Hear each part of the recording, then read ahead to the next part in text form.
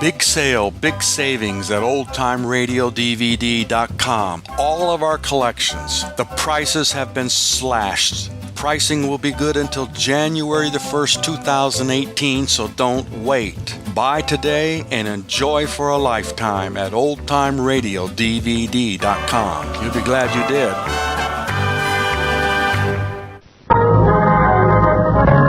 Broadcasting System takes pleasure in bringing you the 12th in its series of weekly broadcasts featuring Orson Welles and the Mercury Theater on the air. Tonight, Broadway and Radio's most celebrated theatrical producing company brings to life the best-loved character in detective fiction, the immortal Sherlock Holmes.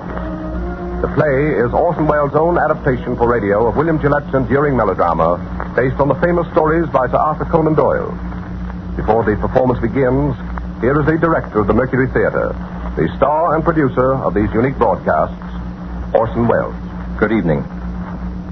Well, tonight it's back to Baker Street, back to that unlikely London of the 19th century where high adventure awaits all who would seek it, in a hansom cab or under a gas lamp in an Inverness cape. For tonight we pay tribute to the most wonderful member of that most wonderful world, a gentleman who never lived, and who will never die. There are only a few of them, these permanent profiles, everlasting silhouettes on the edge of the world. There is first the little hunchback with a slapstick whose hooked nose is shaped like his cap. There is now and always will be the penguin-footed hobo in the derby and the baggy hat. And the small boy with a wooden head. The long, rusty knight on horseback. And the fat knight who could only procure a charge on foot. There is also the tall gentleman with the hawk's face, and the underslung pipe, and the fore and aft cap. We'd know them anywhere and call them easily by name. Punch and the Charlie, Catherine and the Carty, Quixote, Sir John, and Sherlock Holmes. Now, irrelevant as this may seem, we at the Mercury Theater are very much occupied with rehearsals for a revival of a fine old American farce. A lot of you will remember, if only for its lovely title, which is Too Much Johnson. Its author was William Gillette, which reminded us, as it reminds you, of Sherlock Holmes. As everybody knows, that celebrated American inventor of underacting lent his considerable gifts as a playwright to the indestructible legend of the Conan Doyle detective, and produced the play which is as much a part of the Holmes literature as any of Sir Arthur's own romances, and, as nobody will ever forget, he gave his face to him. For William Gillette was the aquiline and actual embodiment of Holmes himself. It is too little to say that William Gillette resembled Sherlock Holmes. Sherlock Holmes looks exactly like William Gillette. Sounds like him, too, we're afraid, and hope devoutly that the Mercury Theater and the radio will take none of the glamour from the beloved fable of Baker Street, from the pipe and the violin and the hideous purple dressing gown, from the needle and the cigar on the window ledge, and the dry, final, famous lines. Elementary, my dear Watson, elementary, the mere child's play of deduction.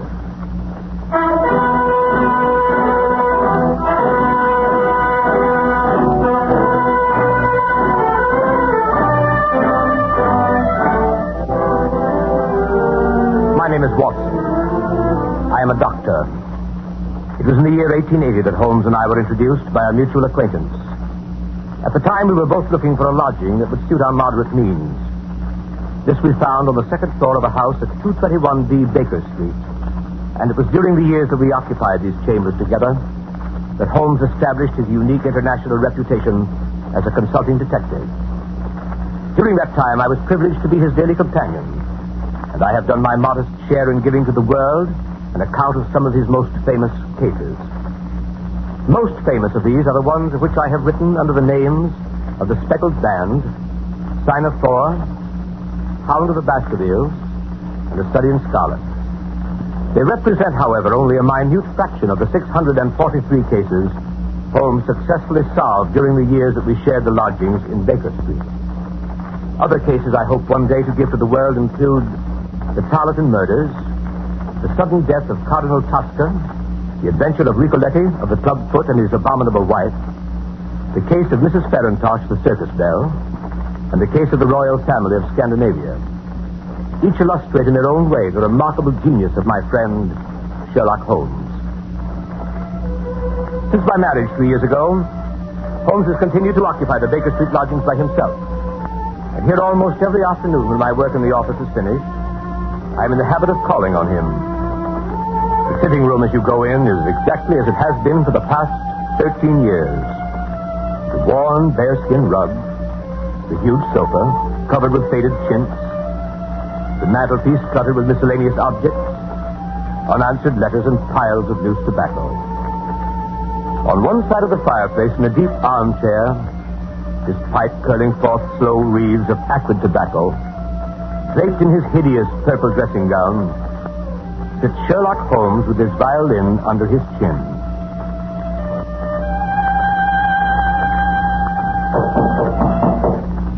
Come in.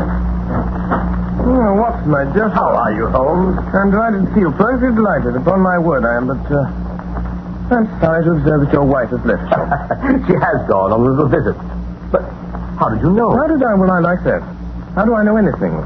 How do I know you've been getting yourself very wet lately, that you're an extremely careless servant girl, and you've moved your dressing table to the other side of the room? Holmes, if you had lived a few centuries ago, they'd have burned you alive. Such a conflagration would have saved me a great deal of trouble and expense. Tell me now, how did you know all that? Too simple to talk about. Scratches and clumsy cuts, my dear fellow, on the inner side of your shoe there, just where the firelight strikes it. Scratches, cuts. Somebody scraped away crusted mud and did it badly. Scraped the shoe along with it. There's your wet foot, my dear Watson, and your careless servant girl all on one shoe. Face badly shaved on the right side, always used to be on the left. Light must come from the other side. Couldn't very well move your window. Must move the dressing table. Of course. But how the deuce did you know my wife was away? Well, what the deuce is your second waistcoat button, Watson? What the deuce is yesterday's buttonniere doing in today's lapel? And why the deuce do you wear the expression of it? Oh, marvelous. Elementary, my dear fellow, elementary. The child's play of deduction. I'm only doing it for your amusement before we pass on to more serious matters. Oh, what is it now, Holmes? Watson, my dear fellow, the enthusiasm which has prompted you to chronicle, and if you will excuse my saying so, somewhat to embellish my little adventures, you occasionally seem fit to introduce a certain element of romance which struck me as being just a trifle out of place. Something like working an elopement into the fifth proposition of Euclid. I merely refer to this in case you should see fit at some future time to chronicle a case on which I am about to embark. The strange case of Professor Robert Moriarty. Moriarty? I don't remember ever having heard of the fellow. No, Watson, you haven't. It is precisely this quality of invisibility that makes of Professor Moriarty the Napoleon of crime. Sitting motionless like an ugly, venomous spider in the center of his web. But that web having 1,000 radiations and the spider knowing every quiver of every one of them. And within 48 hours, I'll have the lines drawn so tightly around him that he can't move. And arrest him and his entire gang. Holmes, this is a very dangerous... My dear fellow, it's perfectly delightful. My whole life is spent in a series of frantic endeavors to escape from the dreary commonplaces of existence. For a brief period, I escaped. Congratulate me. The day before yesterday, I received in this room the visit of a certain foreign nobleman who has recently inherited a very considerable title and who is about to be married.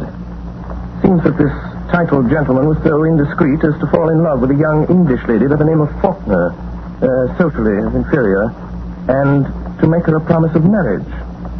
Later, at his family's insistence, the thing was broken shortly after with a broken heart, leaving behind a sister. Also, considerable evidence in the form of letters, photographs, and jewelry with inscriptions. These the sister kept. These, together with the sister, are now being held in a house in St. John's Wood by a pair of blackmailers who go by the name of Chetwood. So far as you see, my dear Watson, a fairly ordinary case of blackmail, hardly worth my attention. Last night, on my inspection, a certain element revealed itself which renders the case far more important than I had expected. And that element was? Professor Moriarty. Come in. Beg pardon, Mr. Holmes. Yes, Billy, what is it? Gentleman to see you by the name of Foreman. Come in, Billy. Come in. Yes, Mr. Holmes. Come in, Mr. Foreman. Good evening, Foreman. Good evening, Mr. Holmes. Watson, this is Inspector Foreman. Since the day before yesterday, he occupies the position of butler under the name of Judson in the home of Mr. and Mrs. Chetwood, blackmailers of St. John's Wood. Well, Foreman, any news? Yes, sir. This morning, a little after 9, Chetwood and his wife drove away in a four-wheeler. They returned about 11. Bassett was with them. You know him, sir? Yes. When I last had the occasion to meet Mr. Bassick, he got 2 years for safecracking. Go on, Foreman. Well, they took this man Bassick into the library. I got a look at him from the outside. And there he was opening up the safe where they'd been keeping the letters. Go on. In the end, when they got the safe open, it was empty. The letters were gone. It seems like the Faulkner girl got them back somehow. That got them pretty excited. Bassick went out to send a telegram. Have you got a copy of it? Yes. Here it is, sir. It's in code. Moriarty. I thought so, Watson. This case is taking a most promising turn. Foreman, you return at once to the house at St. John's Wood. In 10 minutes, I shall be there myself. If I remember correctly, the kitchen is immediately below the drawing room. Yes. When I knock over a chair in the drawing room, you will overturn a lamp in the kitchen, scatter smoke balls, and give an alarm of fire. All other instructions remain unchanged. Very good, sir. Hurry, Foreman. Yes, Mr. Holmes. Well, my dear Watson, begins to look like a most interesting evening.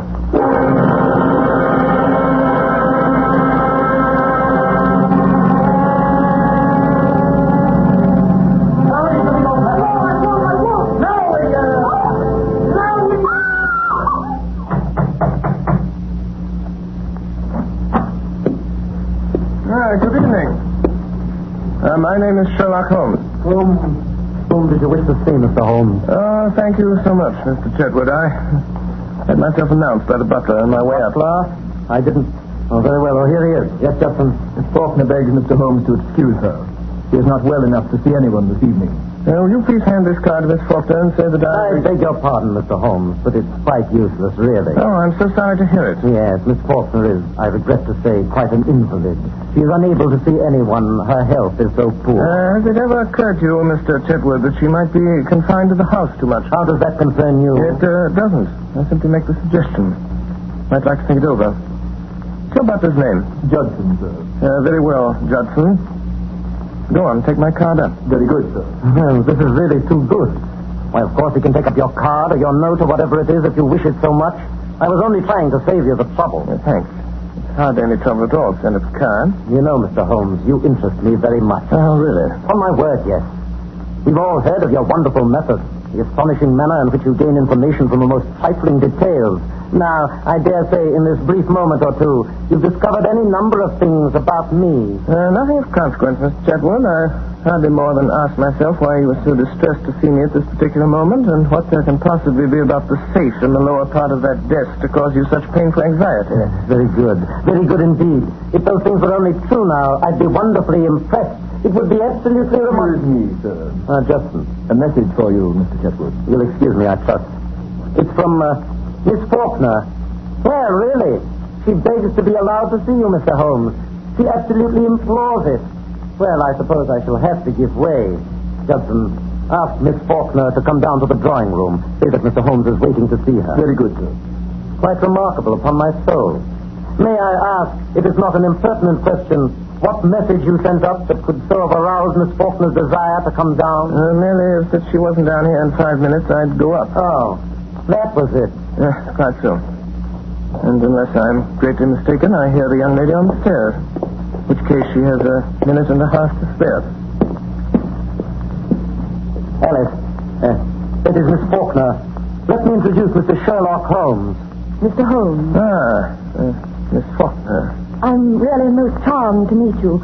Although it does look as if you've made me come down in spite of myself, doesn't it? I thank you very much indeed for consenting to see me, Miss Faulkner, but regret to observe that you were put to the trouble of making such a very rapid change of dress. Oh, yes. I did hurry a trifle, I confess. Mr. Holmes is quite living up to his reputation, isn't he, Freddie? Come in. Yes, ma'am. What are you doing here, Judson? I beg pardon, ma'am. I was answering the bell. What bell? The drawing room bell, sir. What do you mean, you blockhead? No one rang the bell? I'm quite sure it was rung, sir. Well, I tell you it did not ring. Your butler is right, Mr. Chetwood. The bell did ring. How do you know? I rang it. What do you want? I want to send my card to the real Miss Faulkner. The real? I said the real Miss Faulkner. Judson. Yes, sir. Holmes, What right have you to ring for servants and give orders in my house? What right have you to prevent my cards from reaching their destination? And how does it happen that you and this woman are resorting to trickery and deceit to prevent me from seeing Alice Faulkner? Through some trifling oversight, Judson, neither of the cards I handed to him has been delivered. Kindly see that this error does not occur again. My orders, sir? You have orders. I can't say, sir. You were told not to deliver my card. What business is it of yours, I'd like to know? I shall satisfy your curiosity on that point in a very short time, Mr. Chetwood. Yes, and you'll find out in a very short time that it isn't safe to meddle with me. It wouldn't be any trouble at all for me to throw you out into the street. Possibly not, but trouble would swiftly follow such an experiment on your part. It's a cursed lucky thing for you I'm not armed. Yes, well, Miss Faulkner comes down, you go and arm yourself. Arm myself? I'll call the police. What's more, I'll do it now. Oh, no, you will not do it now. You will remain where you are until the lady I came here to see has entered this room. What makes you so sure of that? Because you will prefer to avoid an investigation of your suspicious conduct, Mr. James Larrabee. Well, that is the name under which you are known to Scotland Yard, I believe, Mr. Chetwood. This lady here is your wife. To you, Judson, you will either deliver that card to Miss Faulkner at once or sleep in the police station tonight. That is of small consequence to me, which you do. Shall I go, sir? Go on. Take up the card. It makes no difference to me. A short time since, Larrabee, you displayed an acute anxiety to leave the room. Pray do not let me detain you or your wife any longer. Take it you prefer to remain while I talk to Miss Faulkner? We do, Mr. Holmes. Last, Miss Faulkner. Is it Mr. Holmes? Yes. You wish to see me? Very much indeed, Miss Faulkner, but I'm sorry to see that you are far from well. Oh, no, No? Beg your pardon. What does this mark mean? Oh, nothing. Nothing? No. And the mark here on your neck, plainly showing the clutch of a man's fingers, does that mean nothing also? Occurs to me that I should like to have an explanation of this. Possibly you can furnish one, Mr. Larrabee. How should I know? It seems to have occurred in your own house. What if it did? You'd better understand that it isn't healthy for you or anyone else to interfere with my business. That is your business. Here's that much at least. Pray be seated, Miss Faulkner. I don't know who you are, Mr. Holmes, or why you are here. I shall be very glad indeed to explain. My business is this. I've been consulted as to the possibility of obtaining from you certain letters addressed to your sister, which are supposed to be in your possession. I cannot give up my sister's letters, Mr. Holmes. There are other things besides revenge. And it's punishment. Believe me, Miss Faulkner. There is nothing more to say. Good night, Mr. Holmes. But my dear Miss Faulkner... Oh, I'm so sorry. How clumsy of me to turn over this chair. Fire! Fire! Oh, help, sir! Oh, what's that? Help, sir! What is it? You're having your mouth here. The lamp, sir. The lamp for the kitchen, sir. It's fell off the table and everything down there is blazing. Quick, sir, come down. Don't alarm yourself, Miss Faulkner. There is no fire. No fire. The smoke was all arranged for. Arranged for? What does it mean, Mr. It Holmes? means this, Miss Faulkner. It means that I wanted a package of letters, Miss Faulkner, and that by following your eyes just now, when you thought there was a fire, I discovered that you had hidden them in the upholstery of this chair. Yes. Quite elementary, as you see. And now that they're in my possession, there seems to be no reason for me to remain any longer in this house. Good night, Miss Faulkner. Miss Faulkner. Yes. I can't take them, Miss Faulkner. These letters belong to you. I find that I cannot keep them unless you can possibly change your mind and let me have them of your own free will. I suppose you could. I will therefore return them to you and, here's our friend Mr. Larrabee returning from the fire. Oh, you've got the letters, have you? Now I suppose we're going to see you walk out of the house with them. On the contrary, you're going to see me return them to their rightful owner. Miss Faulkner, here are your letters. Should you ever change your mind and be so generous, so forgiving as to wish to return these letters to the one who wrote them, you have my address. In any event, rest assured there will be no more cruelty, no more persecution in this house. Thank you, Mr. Holmes. You are perfectly safe with your property, Miss Faulkner. For I shall so arrange it that your faintest cry of distress will be heard. And if that cry is heard, it will be very unfortunate for those who are responsible. As for you, Mr. Larrabee, and you, Madame, I beg you to understand that you continue your persecution of that young lady at your peril. Good night. Miss Faulkner. Come here, Miss Faulkner. Now. Are you going to give me those letters? No. Are you going to give me those letters? Now then. Be careful, Jim. You shut up. Now then, Miss Faulkner. Do you give me those letters, or do I break your arm? What's that? Someone knocked on the door. No, it was on that side. Did you call, madam? I think someone knocked, Judson. I'll see, madam.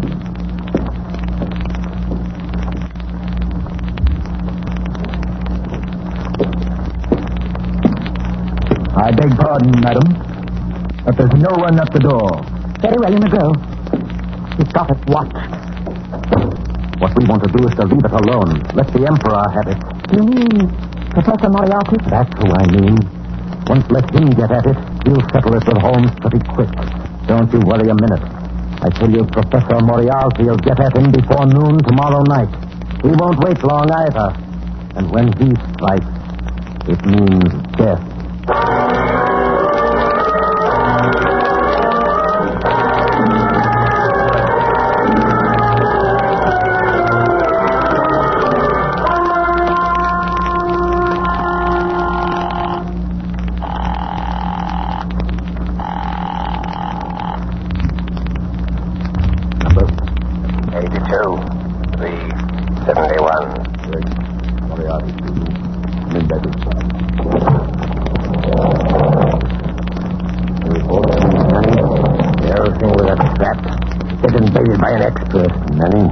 Manning has disappeared.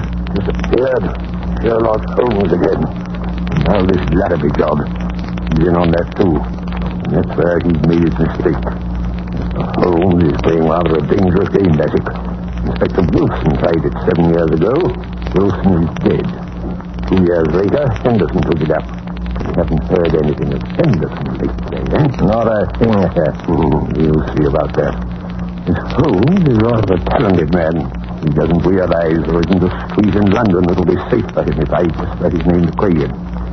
And make even use of a little coal, my friend. Just for the satisfaction of it. Just for the satisfaction of it.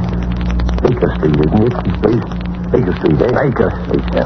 He could make it safe. He could make it absolutely safe. With 3 streets in every direction. Yes, sir, but he could. He's done it over and over again elsewhere. Police deployed. Men in every doorway. Do this tonight in Baker Street. At 9 o'clock, call his attendants out on one pretext or another and keep them out. You understand? I'll see this Sherlock Holmes myself. I'll give him a chance for his life. That's it. Yes, sir. Notify the Lascar that I may require the gas chamber at Stepney tomorrow night. And have Craig in there at 10:15 with his crew. Tell Larrabee I shall want him to write a letter to Mr. Sherlock Holmes, which I shall dictate. Meet me here at 7. Bassett, place your men at 9 tonight for Sherlock Holmes' house in Baker Street. Yes. We'll go there, yes, sir. I will still go there myself at this meeting tomorrow night, sir. Put him in the gas chamber. If I fail to kill him in Baker Street, you'll have him in Swanland Lane. Either way, I have him, Bassett. 2 strings to our bow. 2 strings, eh, Bassett?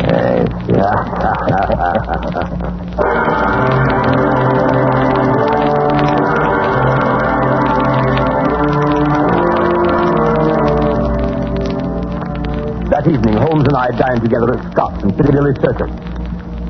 After dinner, we went to a concert at Queen's Hall. I can still see him on this particular night of the Moriarty case, well knowing that his life was in peril, sitting beside me in the stalls, wrapped in the most perfect happiness, listening to Sarasate play the violin, gently waving his long, thin fingers in time to the music.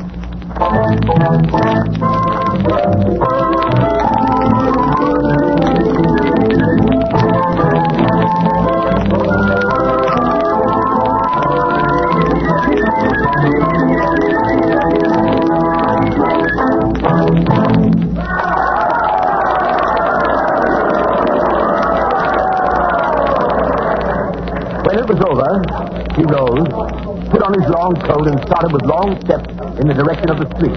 Come my dear Watson. Go to Baker Street.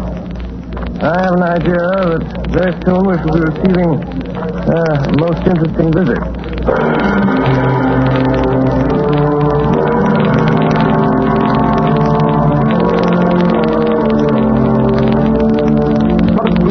We hailed a hansom, and as we came down Baker Street, we could see that the light was burning on the second floor of 221B. We went up the dark, narrow stairs.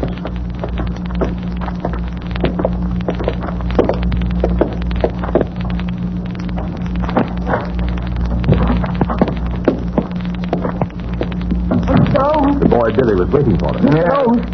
What is it? Mrs. Hudson's compliments, sir, and she wants to know if she can see you. No, where is Mrs. Hudson? Downstairs in the kitchen, sir. My compliments, and I don't think she can. Where she is. She'll be very sorry, sir. Our regret will be mutual. It was most terribly important, sir. Seeing as she wants to know what she'll have for breakfast in the morning. The same. Same as when, sir? This morning. But she didn't have nothing, sir. You wasn't here. I won't be here tomorrow. Yes, sir. Is that all, sir? Quite so. Yes, sir. Thank you, sir. Oh, Mr. Holmes, here's a letter for you, sir, on the table. Delivered 10 minutes ago. Well, read it, Watson. That's a good fellow. I put on my dressing gown. Dear sir. Who about to dress his name? Why, James Larrabee. And what has James to say this evening? Dear sir. I hope he won't say that again. I have the honor to inform you that Miss Faulkner has changed her mind regarding the letters, etc., which you wish to obtain, and has decided to dispose of them for a monetary consideration. If you wish to negotiate, will you be at 9 o'clock at the Guards Monument at the foot of Waterloo Place? You will see a four-wheeler with wooden shutters to the windows. If you have the cab followed or try any other underhand trick, you won't get what you want. Let me know your decision. Yours truly, James Larrabee. Mine truly. Well, later perhaps. What does the fellow mean? Fellow means to sell me a base imitation for a large sum of money, certain letters he does not possess. I shall probably buy them from him. Now, tonight, 11 o'clock, Guards Monument, cab with wooden shutters, no one to come with me, no one to follow. Or I don't get what I want. Quite right. But this cab with the wooden shutters. Merely a little device to keep me from seeing where they're taking me. Billy. Yes, sir. Give this to the man. It's a woman, sir. Oh, young or old? Look quite young, sir. Handsome? Four-wheeler, sir. Seen the driver before? Yes, sir, but I can't think where. Hand this to the lady, apologize for delay, and look at the driver again. Yes, sir. My dear Holmes, you didn't say you would go. But I certainly did. This fellow means mischief. This fellow means the same. I beg pardon, sir. A message come over from the chemist on the corner to say a man has been hit by a bus. Looks like his leg's broke. And would Dr. Watson kindly step over and help till the ambulance Oh, you comes? certainly are. Go at once. I'll be back in a minute, Holmes. Billy. Yes, sir. Who brought that message? Boy from the chemist, sir. Yes, of course. But which boy? Must have been a new one, sir. I ain't seen him before. Billy. Get downstairs quickly. Look out for the doctor. The boy's gone. There's a man with him. It means mischief. Let me know. Don't stop to come up. Ring the doorbell. I'll hear it. Ring it loud. Yes, sir.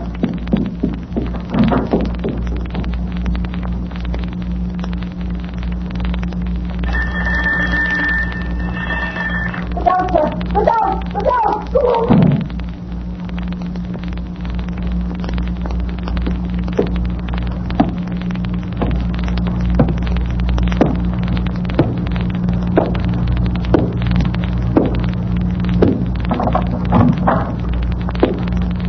Dangerous habit, Mr. Holmes, the finger-loaded firearms in the pocket of one's dressing gown. I give you my word, Professor Moriarty. You'll be taken from here to the hospital if you keep your hand behind you like that. That's better.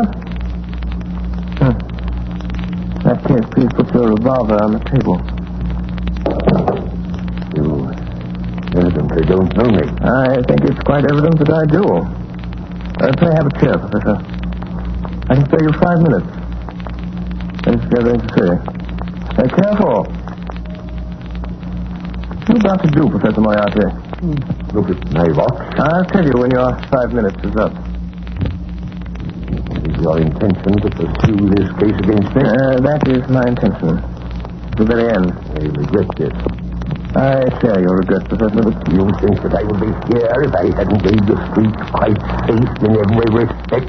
I could never so grossly overestimate your courage as that, Professor Moriarty. You imagine that your friend the doctor and your boy Billy will soon return? What? So, it leaves us quite alone, doesn't it, sir? Quite alone. So that we can talk to that rover quietly, Mr. Holmes, and not be disturbed. In the first place, I wish to call your attention to a few memoranda which I jotted down, and which you will find... there they are. Look out!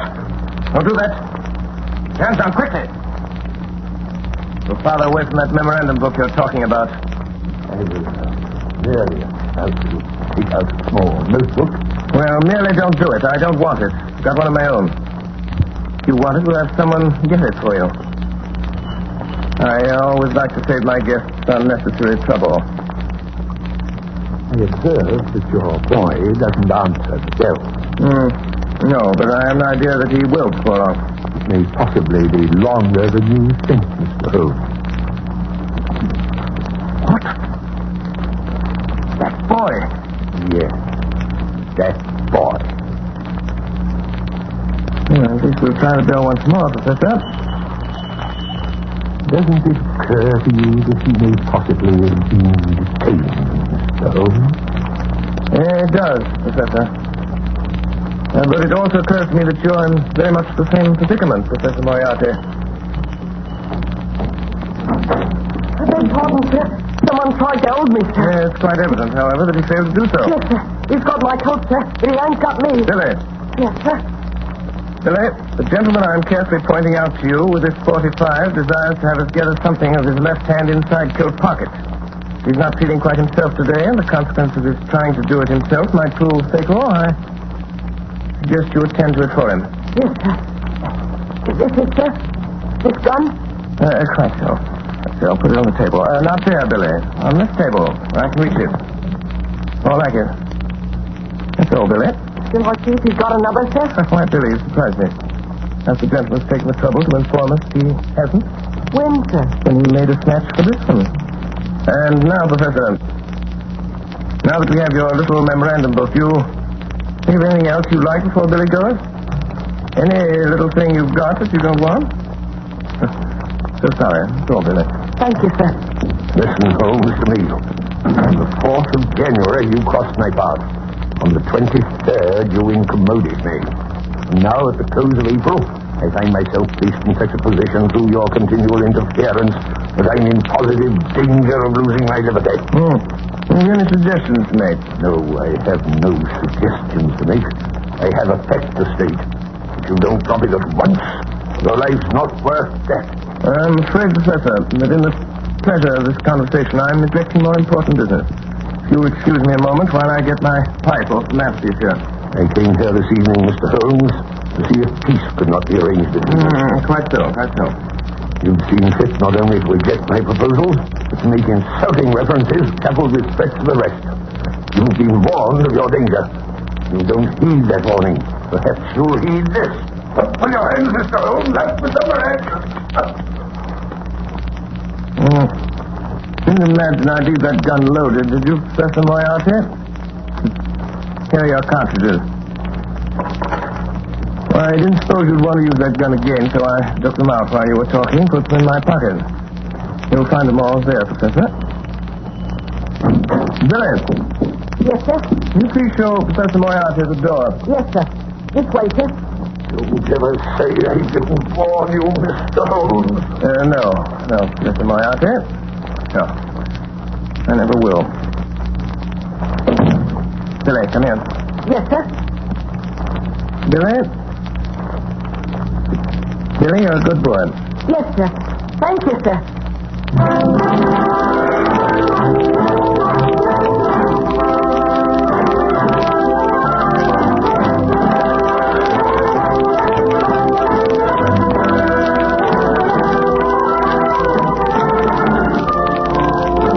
You are listening to the Columbia Broadcasting System's presentation of Orson Welles and the Mercury Theatre on the Air in Sherlock Holmes, with Orson Welles in the title role and Ray Collins as Dr. Watson.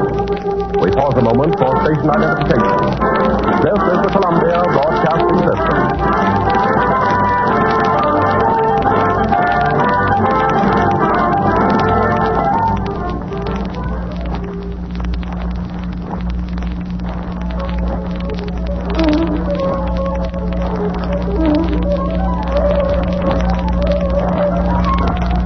continue now with this CBS presentation of Sherlock Holmes, played by Orson Welles and the Mercury Theater on the air.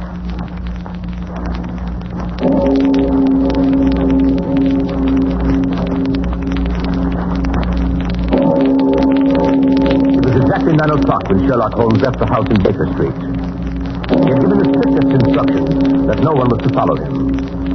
If there had been no word from him by noon of the following day, we must notify Scotland Yard. I went to the window and looked after him as he went down Baker Street. A tall, thin figure in a gray ulster, walking with long, smooth steps in the direction of Langham Place. There he entered a cab.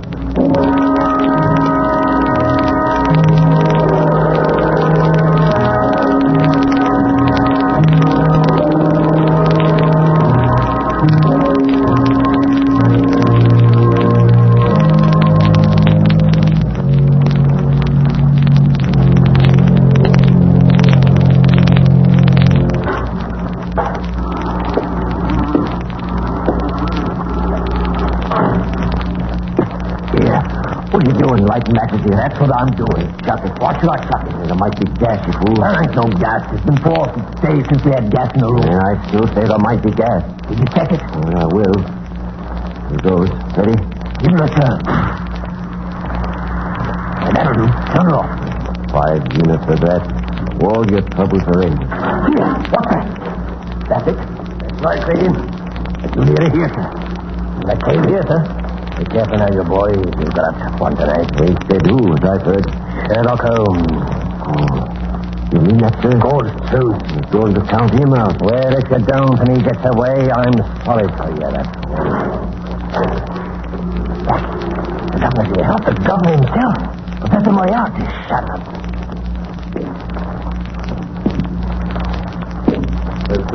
Yes, sir.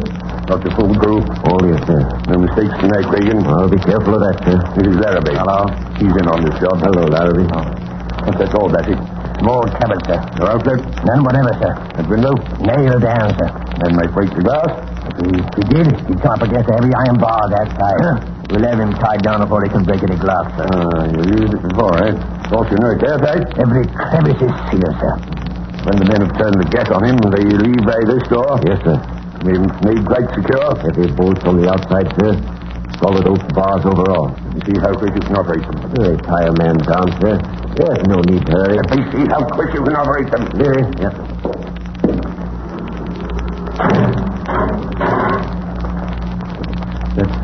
That's good. Open it up. Now, Creighton, the rest of you. One thing remember. Whatever happens, no shooting tonight. Not a single shot. Will be heard in the alley below.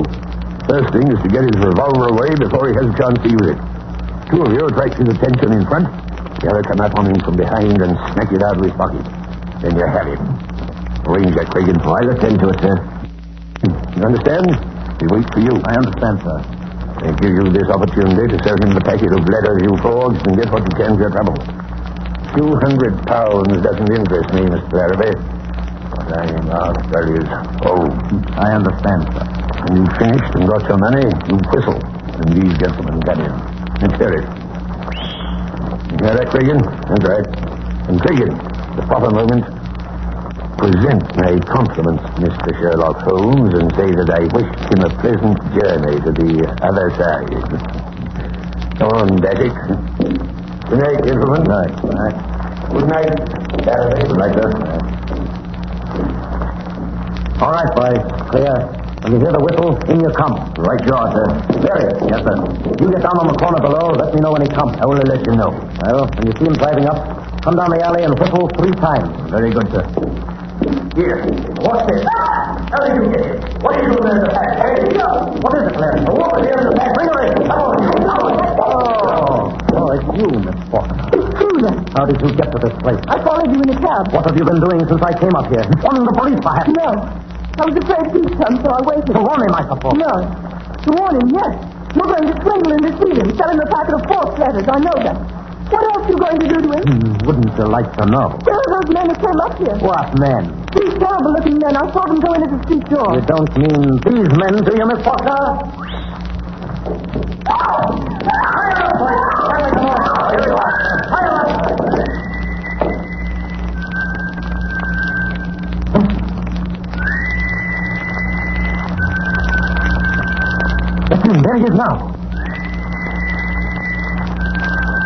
What?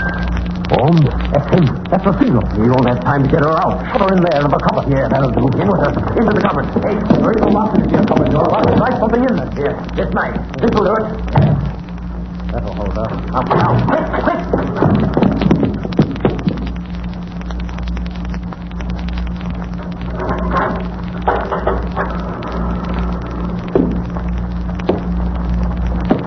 Good evening, Mr. Holmes. Mr. Larrabee. Oh, really? I certainly thought after all this driving about in the crow's cab, you'd told me something new. Seen it before, have you, Mr. Holmes? Oh, well, a time or two. Now to come to think of it, I nabbed a friend of yours in this place while he was trying to drop himself out of the window. Ed Colvin, the cracksman. Colvin, never heard of him before. Well, you certainly never heard of him after. Sure of that. Brace of counterfeiters used these luxurious chambers in the spring of '89. Well, hid in that cupboard. We pulled him out to the heels. Quite interesting. The times have changed since then. So they have, Mr. Larrabee, so they have. But then it was only cracksmen, counterfeiters, pickpockets, and petty swindlers of various kinds. But now... Well, what now? Well, between you and me, Mr. Larrabee, we've heard some not altogether agreeable rumors. Rumors of some pretty shady work not far from here. A murder, too, of a very peculiar kind. I've always had a suspicion... That's it. My surmise was correct. It is. This is what? This room is corked, sealed. What does that signify to us? Nothing to us, Mr. Larrabee, nothing to us. But it might signify a good deal to some poor devil who's been caught and gassed in this trap. Well, if it's nothing to us, suppose we leave it alone and get to business. My time is limited. Yeah, of course. I should have realized that these reflections could not possibly appeal to you. Well, have a cigar, Mr. Holmes? Thanks. Well, good cigar, this, Mr. Larrabee. A genuine Havana. Glad you like it. Now, here is the little packet of letters which is the object of this meeting. I haven't opened it yet, but Miss Faulkner tells me everything is there. I suppose, Mr. Larrabee, that if Miss Faulkner knows nothing about this affair, we omit her name from the discussion. What do you mean? Who told you she doesn't know? You did. Every look, tone, gesture, everything you've said and done since I've been in this room has informed me that Miss Faulkner has never consented to this transaction. It is a little speculation of your own. Oh, I suppose you think you can read me like a book. Oh, no, like a trimmer. Well, let it pass. How much will you give? £1,000. I couldn't take it. What do you want? 5,000. I couldn't give it. Why aren't you offered 4,000 for this little Why didn't you take it? Because I intended to get more. Oh, that's too bad. They offered 4,000. They'll give 5. They won't give anything. Why not? They've turned the case over to me. Will you give 3,000? Mr. Larrabee, strange as it may appear, my time is limited as well as yours. I have brought with me the sum of £1,000, which is all that I wish to pay. If it is your desire to sell at this figure, kindly appraise me of the fact at once. If not, permit me to wish you a very good evening. Well? You can have it. Too small a matter to haggle over. Give me the money. Yes, certainly. I thought you said you'd only brought just 1,000. I did. This is it. You brought a trifle more, I see. Quite so. I didn't say I hadn't brought any more. You can be a little fixed when it comes to it, can't you? It depends on who I'm dealing with. Yeah. You give me that money. Come on, quick. Hand it over. Now, I've got you where I want you, James Larrabee. You've been so cunning and so cautious and so wise, we couldn't find a thing to hold you for, but this little slip will get you in for robbery. You'll help me in, will you? What are your views about being able to get away from here yourself? I do not anticipate any particular difficulty. Robbery, eh? Why, even if you got away from here, you haven't got a witness. You haven't got a witness for your name. I'm not so sure of that, Mr. Larrabee. Not so sure of that. You usually fasten this cupboard door with a knife? Come away from that door! Faulkner! Stand back. Contemptible scoundrel, what does this mean? I'll show you what it means, Patrick, quick! I'm afraid you're badly hurt, Miss Faulkner.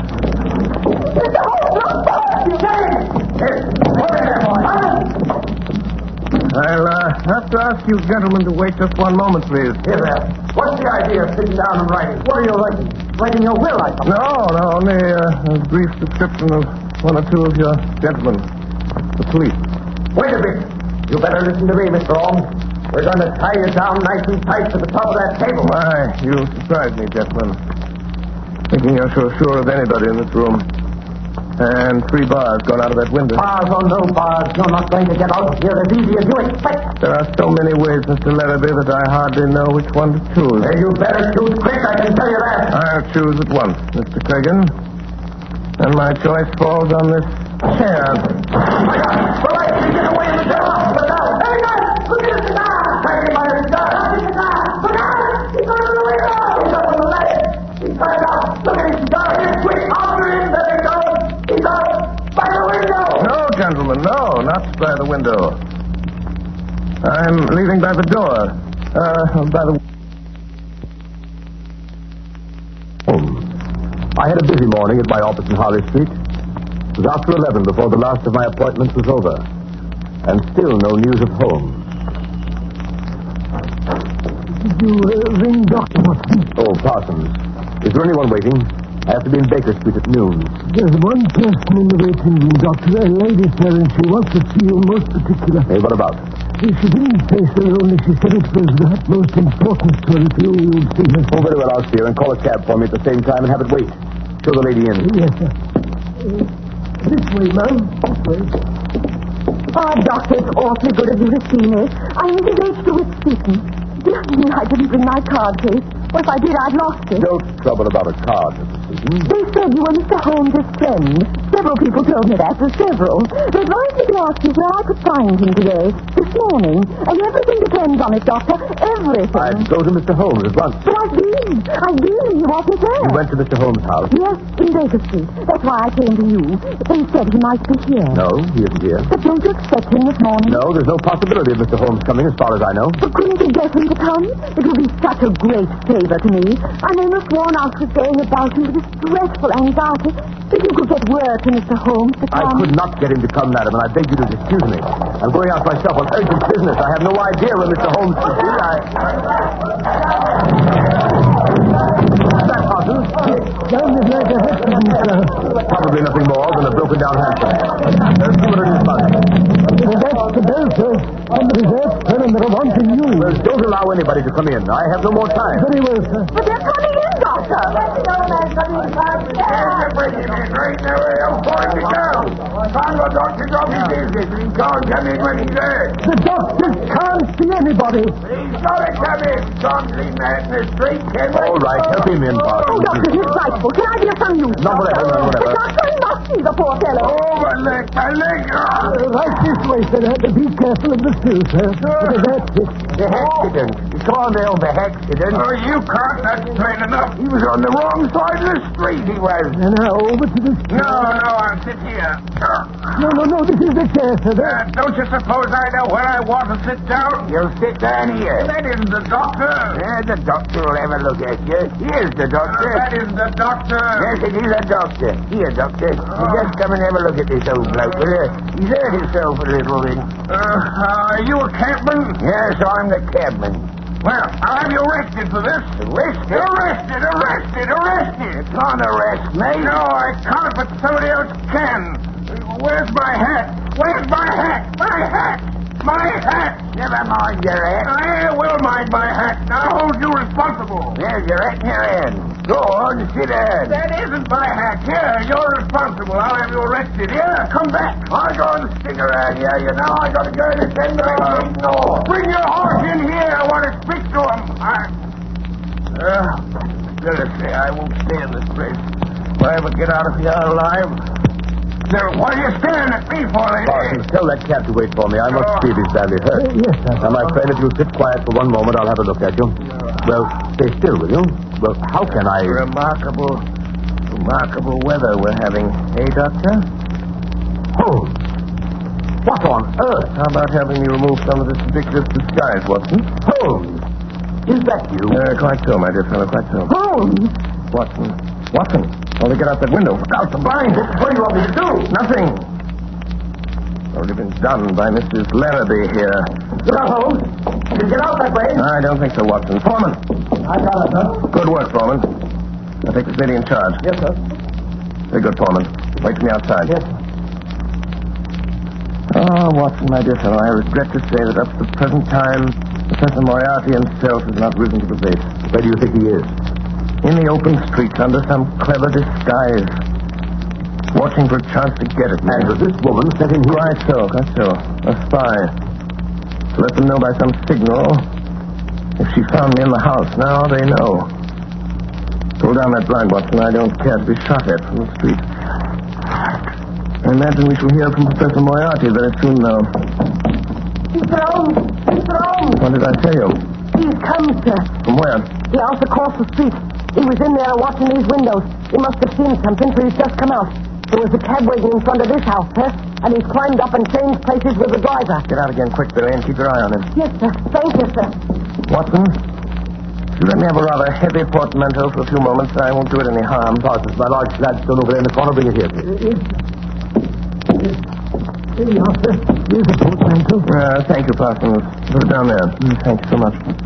Parsons, you ordered a cab for the doctor a short time ago. It's been waiting, I believe. Yes, sir. I think it has, sir. Be so good as to tell the driver to come in here and get a valise. When he comes, tell him that's the one. Very good, sir. My dear Watson, times like these you should tell your man never to take the first cab that comes on call, nor yet the second. The third may be safe. But Holmes, Yes, it's coming here right in this way. This bag. I want taken down. sure, I'll get next, boy. All right. Goodbye, Watson. Bye, Watson, old fella. Wait a minute, driver. Pretty heavy, I'm afraid. Let me help you. The Watson. I'll write you from Budapest. Yes, but Here, driver. Let me tighten up these straps a bit. Here we are, that's right. I'll hold it, driver. You pull the strap. Two little things in this bag that I wouldn't like to lose.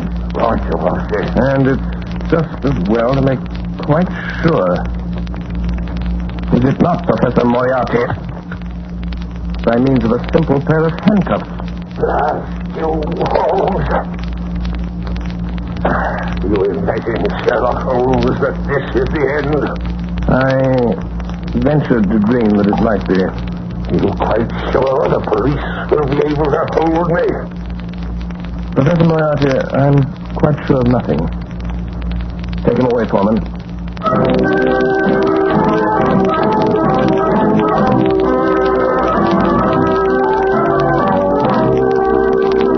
And so, my dear Watson, ends the strange case of Miss Alice Faulkner. Well, what about the letter? Oh, the letters. They were returned to their rightful owner over an hour ago. I suspected from the start that Miss Faulkner was really a nice girl at heart.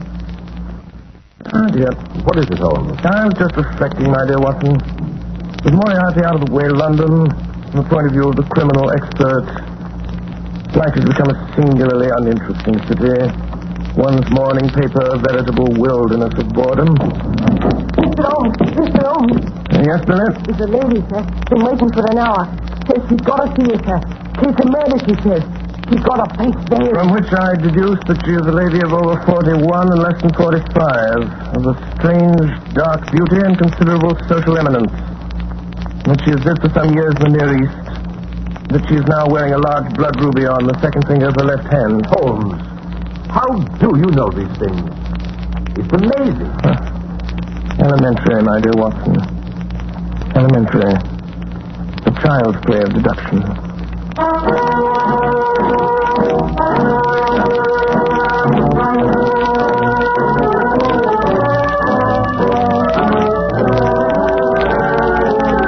Again tonight, the Columbia Broadcasting System, through its affiliated stations coast to coast, has brought you Orson Welles and the Mercury Theater on the Air, the 12th production in this unique series featuring Broadway's and radio's most celebrated theatrical producing company. This evening, the play was Orson Welles' own adaptation of William Gillette's Sherlock Holmes. In the cast, Dr. Watson, played by Ray Collins, Alice Faulkner by Mary Taylor, Madge Larrabee by Brenda Forbes, James Larrabee by Edgar Barrier, Inspector Foreman by Morgan Farley, Tragan by Richard Wilson, Brassic by Alfred Shirley, Larry by William Allen, Billy by Arthur Anderson, Professor Moriarty by Eustace Wyatt, and Sherlock Holmes by Orson Welles. The orchestra was conducted by Bernard Herrmann, and the production was supervised for CBS by Davidson Taylor. Your announcer is Frank Gallup.